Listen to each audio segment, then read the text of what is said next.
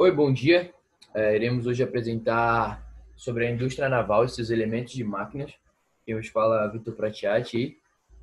Beatriz Pereira. Vamos lá. O que é a indústria naval? A indústria naval é a atividade de fabricar e construir embarcações ou qualquer tipo de transporte aquático, como navios de grande porte, tipo cruzeiro de luxo, como barco, lancha, submarino, essas coisas. Tudo relacionado à água, né?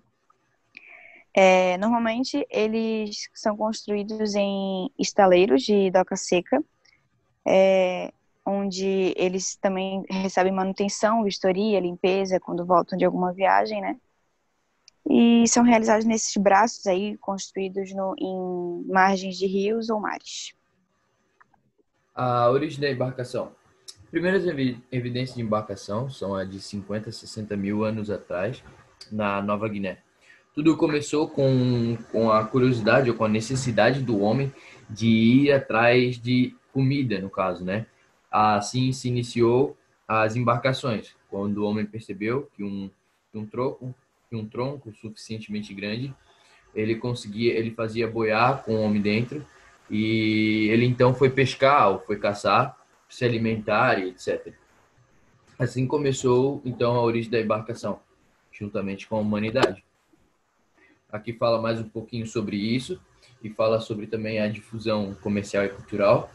E é bom frisar também que conforme os homens foram evoluindo e foram se adaptando ao mar, a gente foi criando cada vez embarcações mais aprimoradas, né?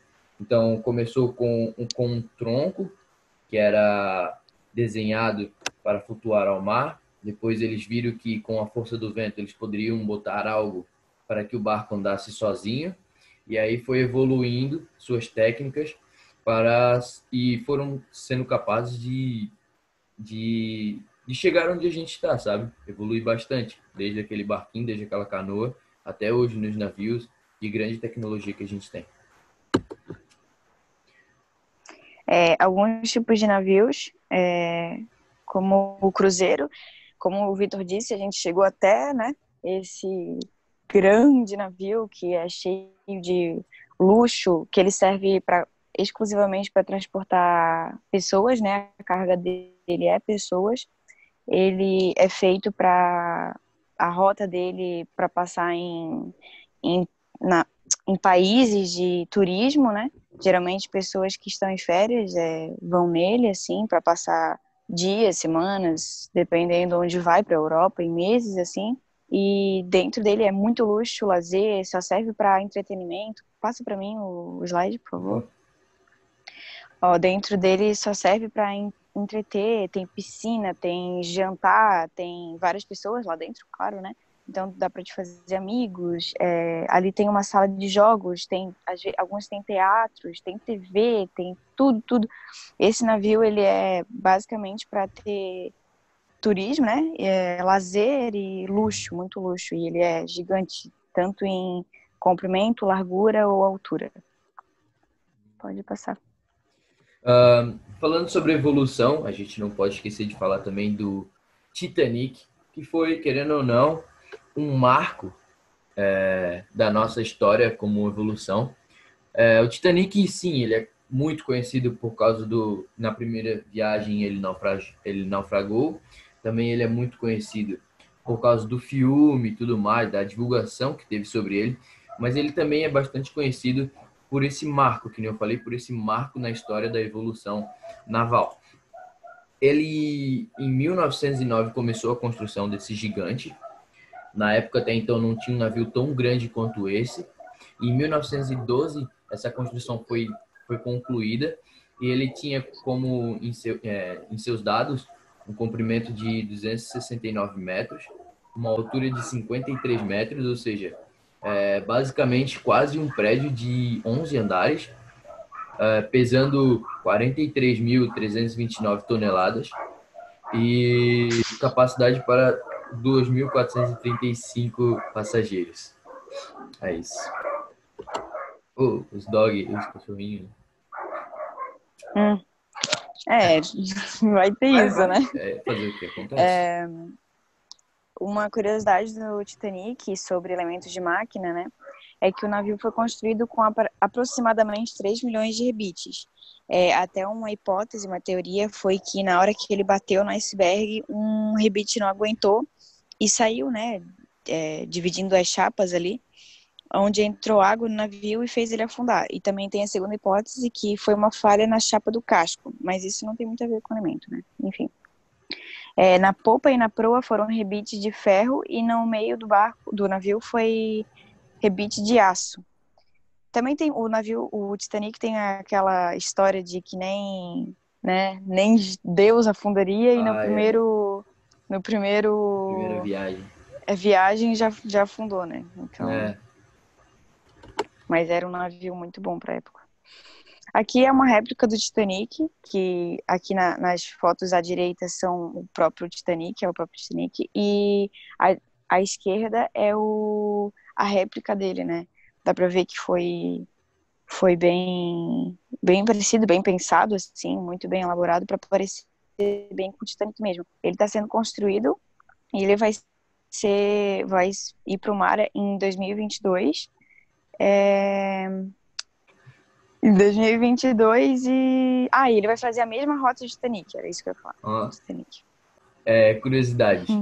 Dizem que se o alerta tivesse chego 30 segundos antes da colisão com o iceberg, a rota poderia ser reajustada e evitar uma colisão e mudar o curso da história, né? Mas aconteceu que o alerta não chegou e aconteceu esse acidente. Trágico. Esse acidente.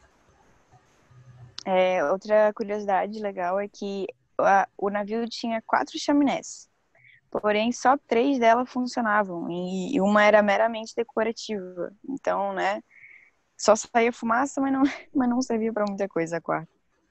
Uhum. Tipos de navio, aqui a gente vai entrar mais uma vez nas categorias de navios, começando pelo navio petroleiro. O navio petroleiro, como o nome diz, ele é basicamente para carregar petróleo e óleos e derivados assim parecidos. Também pode ser chamado de navio tanque. Muito interessante falar sobre ele é que ele tem uma capacidade muito grande de carregar petróleos e óleos, podendo em média carregar 330 milhões de litros de petróleo. E ele é assim, o casco dele é enorme e a tripulação é em média de 25 pessoas que ficam naquelas torres. Tá vendo lá atrás lá, ó. Só aquela torre é onde vai ter gente e o resto do navio ele é assim praticamente vazio. Ao redor do navio, na parte vermelha do navio ali, ele tem muitos, como é que se fala, canos que fazem esse equilíbrio do petróleo. Então, ou seja, para não ter muito petróleo na ponta e o outro lado do navio ficar com um pouco peso, esses canos são tudo interligados entre si ali no navio, que fazem esse equilíbrio de peso para não acontecer um acidente. Informação também interessante a se deixar aqui é que 2/3 de todo o petróleo que é comercializado no mundo são por embarcações desse tipo. Então, ou seja, 2/3 dos petróleos comercializados são só esses navios que fazem a comercialização. E aqui são por dentro, como é que ele é por dentro. Então, ele é basicamente tipo um vamos dizer assim, um contêiner. Divisão, depósito, Sim, ele é tipo um depósito gigante de petróleo, né? Petróleo e óleo, para fazer Uhum. essa viagem. Interessante também, uma informação legal que eu lembrei agora, gasto 35 mil toneladas de diesel. Ou seja, Meu Deus. de consumo do, Uhum. do navio por dia. Então, um dia Oh, é consumida 35 toneladas de diesel numa viagem. hum. E às vezes viagem pode durar tipo, meses, essas coisas assim. Então vai um Sim, sim. belo de um gasto. Navio gaseiro. Navio gaseiro, ele serve para transportar gás liquefeito de petróleo. Liquefeito é transformar gás ou sólido em líquido, que é melhor para armazenar e transportar esses gases, né, de petróleo. Esse tipo de navio que eu estou apresentando são com tanques visíveis acima do convés. Esses tanques são independentes, né, não fazem parte da estrutura do casco ali do navio. Então dá para retirar esses tanques e colocar de volta. Esse tipo de tanque se chama esférico. Pode passar, Vitor, para mim? Claro. Dentro ali, eles em conjunto ali pode transportar 135 mil metros cúbicos dentro desses navios. Acho que é isso. Então, como eles podem sair, eles são autossuportáveis, né? Não sendo essenciais para a resistência estrutural do casco, e ele não afeta a estrutura do casco, não dá danos ao casco e nem o casco ao tanque. Ali na imagem do meio dá para ver como ele não é grudado, sabe? Daí dentro tem como é que se fala? Tipo uma película assim de alumínio que não deixa trocar muito calor com o meio ambiente. E essa é uma das características desse tipo de tanque, né? Mas é isso. Pode passar. Agora vamos falar um pouquinho sobre o navio graneleiro. Navio graneleiro, como o nome já diz, é para transporte de mercadoria em granel. Legal frisar sobre esse navio que o maior graneleiro do mundo, navio graneleiro do mundo, está no Brasil e contém 362 metros de comprimento e capacidade para 400 mil toneladas. Eles são, assim, um pouco parecido com o petroleiro, né? Com o navio tanque também. Que, ou seja, existem essas comportas acima do navio e essas comportas todas elas se abrem e todas têm depósito ali dentro para botar as suas cargas em granel. Lembrando que carga em granel ela pode ser líquida ou sólida. Líquida pode ser sucos em gerais, vinhos e etc. Cargas em grãos, em granel sólidos, seria soja, milho e trigos e etc. Legal também falar que 50% a 70% do navio todo são dessas comportas, onde vão se alojar as cargas. E o Porto de Tubarão é o porto mais eficiente e mais, como eu posso dizer, eficiente do mundo quando comparado aos outros terminais que operam o mesmo tipo de carga. E o Porto de Tubarão chega a ser 35% mais eficiente do que os outros portos. Opa, aqui por dentro dele. A carga ela é botada por meio que eu não sei o nome dessa ferramenta, desse maquinário, mas olha só, as comportas ali elas se abrem e por dentro tem depósitos enormes onde vai estar alojadas essas cargas em granéis. Lembrando também que essas cargas podem ser minérios, tais como minério de carvão, zinco, potássio e etc. Aqui no lado esquerdo superior a gente tem os tipos e como de botar a carga, ou seja, Distribuição, né? sobre a distribuição das cargas, da carga, é isso aí. Uhum. Então, não pode ter muita carga de um lado e pouca carga do outro. Na indústria naval tem que ter um equilíbrio nesse quesito, porque senão pode dar acidentes navais, acidentes em alto mar, né? Então, é tudo Uhum. equilibrado. O que tem de um lado tem do outro. É isso. Sim, sim. Assim como todo navio, né? Para Assim como não todo navio. tombar nem nada. Verdade. Navio porta-aviões. Esse navio é muito interessante porque ele serve como base militar no meio do mar, né? Ele meio que evita, assim, que tenha só uma base terrestre pro avião pousar lá, caso precise de manutenção, abastecimento. Ou seja, esse navio, ele pode estar em qualquer lugar do mar, né? Para ajudar esses aviões. E ele, como eu disse, ele dá manutenção, abastecimento, vistoria, limpeza também, para os aviões que estão sobrevoando, né? E esses navios, eles são muito, como é que se fala? Vulneráveis, porque eles não têm armamento como navios militares, assim, de guerra, né? Porém, ele serve muito para esses aviões, assim, militares. Então, como ele não tem essas armas, ele fica muito vulnerável a aeronaves que sobrevoam sobre ele, ou navios que têm essas armas de fogo, né, para atirar contra eles, e também submarinos. Então, ele sempre tem barcos que servem só para proteger ele, assim, ficam sempre do lado dele. E esse navio é muito, muito, muito caro. Então, uma nação que precisa desse navio, assim, de guerra militar, né? E quer manter esse navio, é um gasto muito tão alto que pode comprometer, bota em risco a política e a economia dessa nação. Só para ter ele, para comprar, né? É 4,5 bilhões de dólares. Ou seja, passa para mim ali, Vitor. Opa. Ele, ó, ali tá até o número 23 milhões, bilhões, 796 milhões de reais, né? Convertido em real agora com o preço atual. Então, ele serve para pousar e para sair ali os aviões, né? Tem até ali na canto direito, na foto esquerda, perdão, na foto esquerda dá para ver que tem uma rampinha para ele decolar, sabe? Então, ele serve basicamente para ser uma estrada no meio do mar e abastecer, etc. Essas coisas assim. Ele é muito legal. É isso. Gostei dele. Agora sobre os porta-container. Eles são eles são esses grandes navios que moram em Itajaí, acho que já deve ter visto aí. Eles são navio exatamente para porta-container. Eles Uhum. fazem exportação de cargas em gerais, tanto de animais vivos até de carne, sabe, etc. Eles fazem de Uhum. tudo. Então, tudo que não dá para ser levado como a granel e etc., eles põem tudo no container e fazem essa exportação. Interessante falar que entre os tipos de navio de porta-container existem dois tipos, né? Que são os navios aptos a carregar containers de 20 pés e containers de 40 pés.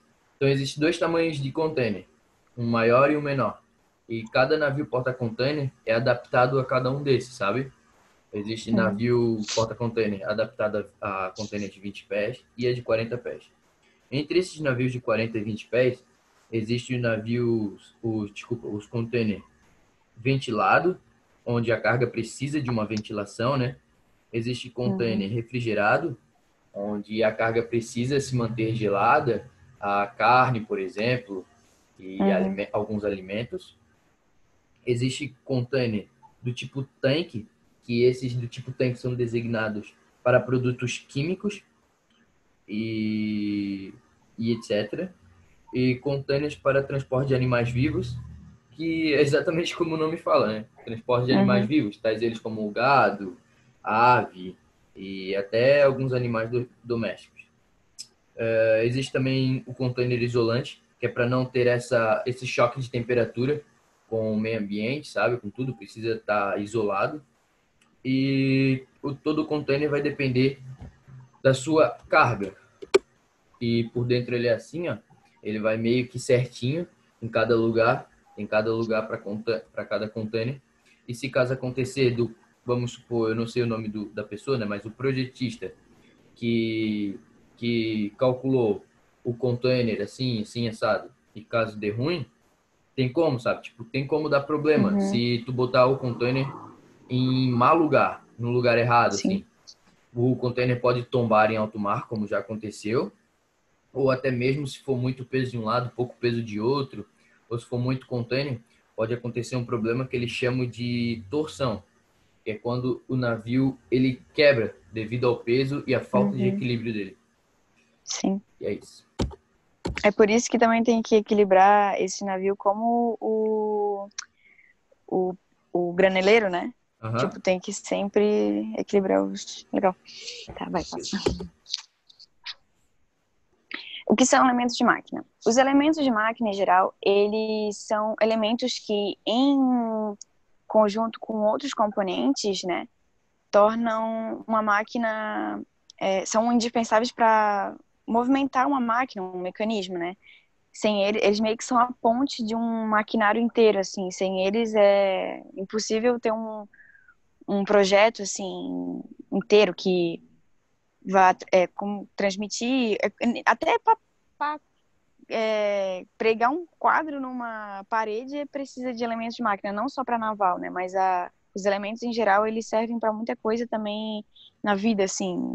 Sim. Passa o slide.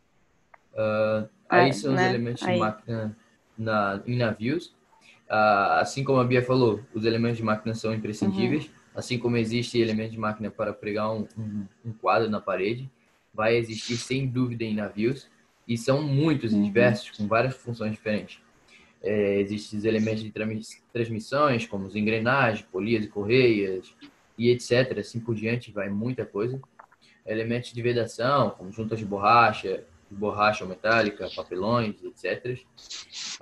Elemento de fixação, como rebite, que vai em cascos, né? Uhum. Porcas, arruelas, etc. Muita coisa. Molas também vai, tem molas nos motores, nos amortecedores e tudo mais. Câmbios e seguidores no motor, no virabrequim. E elementos de apoio, como buchas, guias, rolamentos, mancais, etc. Elementos de transmissão, como o nome já diz, né? Eles transmitem é, energia, movimento para todo o maquinário. Nesse caso de naval, né? No caso do motor do navio, uma engrenagem vai movendo a outra, que move o eixo, que move a árvore, que, né? Então, eles servem mesmo para transmitir esse movimento para o motor inteiro, como correias, correntes, assim, né? Exemplos. Mas ali no motor, a gente pode ver ali na imagem como tem engrenagem, o eixo, que juntando a outros componentes vai movimentando o motor, fazendo com que o navio inteiro se mova, né? Se mexa, ande, etc. Tem mais, a engrenagem tem mais no motor, no caso do navio.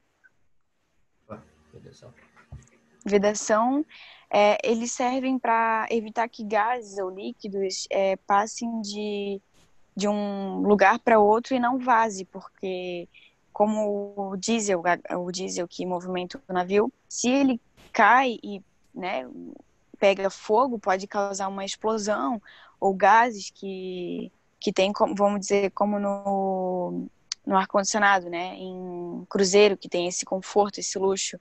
Se vaza gás, pode entrar em contato com outros componentes que pode dar explosão, ou pode dar intoxicação, assim, de respiração, assim, em quem está dentro do quarto, dentro do navio, dentro daquele conforto, no caso, né? Então, ele basicamente veda, ele dá aquela... Segurança. Ele veda o que passa de um cano para o outro, digamos, de um tubo para o outro, um tubo para o outro. Sim. É basicamente isso. Fixação, ele serve. Opa, desculpa. É realmente como o nome diz, é para fixar algo. E existem dois tipos de elementos de fixação, o permanente e o móvel. Assim como o nome diz também, ele já é autoexplicativo. O permanente, uma vez que tu bota ele, se tu for tirar ele ou realocar ele, ele vai se tornar inutilizado ou inútil, né? Vai sofrer grandes danos físicos, tanto o elemento, quanto às vezes também o maquinário, a máquina, a peça. E existem os móveis também, que assim como o nome diz, ele é móvel. Tu pode botar ele, tirar, sem acontecer esses danos que poderiam ter acontecido no permanente. Então eles são móveis, sabe? Entendi. São Que se retirar ele dá para usar de novo, né? também. Como eu disse o prego na parede, né? Foi que eu tinha citado. E molas. Molas, como todo mundo sabe, a mola absorve energia. Então, para um barco, um navio, enfim, né? Para esses transportes aquáticos, ele serve muito para absorver o impacto que a onda passa embaixo, para não, né, deixar pular muito assim o navio. E ele é muito usado também em amortecedor. Assim que a mola sofre essa pressão, essa compressão do navio, o amortecedor ele dá uma segurada nela, não deixa ela voltar com tudo. Enfim, ela serve muito para amortecedor e também para absorver essa energia, esses impactos que o navio sofre durante a viagem, né? Basicamente isso. Câmeras de seguidores. Câmeras de seguidores é basicamente um elemento assim para dar movimento também, para movimento. Então, ou seja, o câmbio ele vai fazer um movimento rotacional, ele vai girar, e o seguidor ele vai geralmente fazer esse movimento em vertical ou horizontal, mas um movimento reto. Enquanto um faz um movimento horizontal, o outro vai fazer um movimento reto. E entre os camis de seguidores existem vários tipos, sabe? Existem os camis de disco, os camis cilíndricos, os camis cônicos, e cada um vai satisfazer uma situação melhor, sabe? Cada um vai Uhum, satisfazer melhor um lugar. Existem também os tipos de seguidor. Seguidor de ponta, seguidor de face, desculpa, de face uhum, plana, de face esférica. São os tipos de seguidor. E existe também os tipos de contato. Nesse caso que a gente vê aqui, é um tipo de contato por rolete, por rolo. Mas pode existir também o contato por face plana, por uma ponta e assim por diante. E é basicamente isso. O câmbio de seguidores num navio, ele é usado no virabrequim. Podemos ver aqui, ó, um virabrequim enorme. Vou uhum. passar um pequeno vídeo aqui para demonstrar isso e para ficar mais claro. Uhum. Deixa eu ver aqui. Tá aqui, ó. Tá certinho aí, Bia? Tá, agora entrou. Aham, pode soltar o vídeo. Ó, então aqui são utilizados câmeras de Uhum, seguidores e aqui é um motor de um navio. Podemos ver que o câmera está fazendo esse movimento rotacional, enquanto o seguidor faz um movimento na vertical. uhum. É Esse, na isso. verdade, é o Titanic mesmo, né? O motor do Titanic. É, motor Titanic esse aqui. E é legal citar que esses motores de navios, né, bem diferentes de carros que a gente vê sempre, eles são gigantes, gigantescos, Gigantesco. gigantescos. É legal ver vídeo e ver que a pessoa é menor que um Kami. É. E por fim, mas não menos importante, os elementos de apoio são os elementos literalmente para fazer isso, para dar apoio, para não deixar algum eixo trabalhar, para não deixar alguma peça trabalhar, algum maquinário fazer um trabalho indesejado que possa acarretar em lesões da peça, em lesões do maquinário. Uhum, E é basicamente para isso, para dar esse apoio. E aí a conclusão, uhum. e é A isso. conclusão, a gente conclui que a indústria naval ela está presente e sempre vai estar, né, para transportar e importar cargas que a gente precisa. Sem os navios a gente realmente, basicamente o país quebra, né? É. E ele vem desde a antiguidade para a gente atravessar o mar, né, para pescar, quanto para lazer, como hoje em dia existem os cruzeiros, né? Dá para ver que essa evolução ajudou muito a gente e espero que ajude sempre. Aqui são algumas referências do site que a gente utilizou. E é isso. Valeu! Obrigada. Tchau, tchau.